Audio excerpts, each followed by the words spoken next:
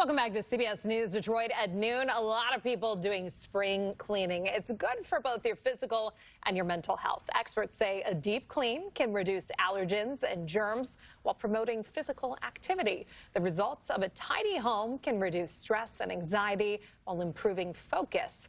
But our legal expert says you should also take your spring cleaning a step further.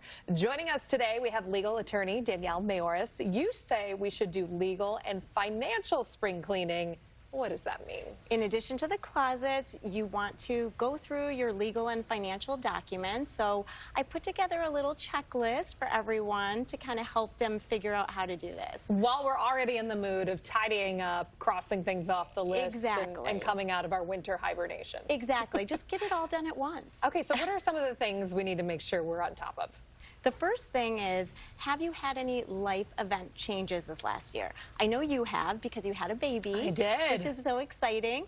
But when you have a baby, when there's a divorce, you're starting a new business, or maybe even a passing away of someone in your family, you want to take a look at your documents and see if you need to make any changes and review them.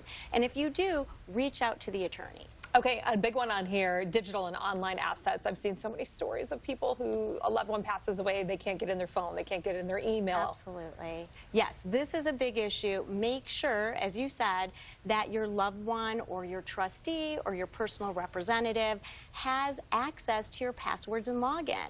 So, as you said, it can be social media accounts, phone, it can be your computer login, and luckily with Facebook and iPhones, you can even add a legacy contact to make it a little easier. What are some of the other big ones that you want to make sure every year you're revisiting? Check your beneficiary designations. Okay. It sounds simple, but I can't tell you how many people I meet with and you're asking them who they designated as a beneficiary on their 401ks or their life insurance or IRAs, and they don't remember. So pull out those documents, take a look, not only check for the primary beneficiary, but also the alternate beneficiary.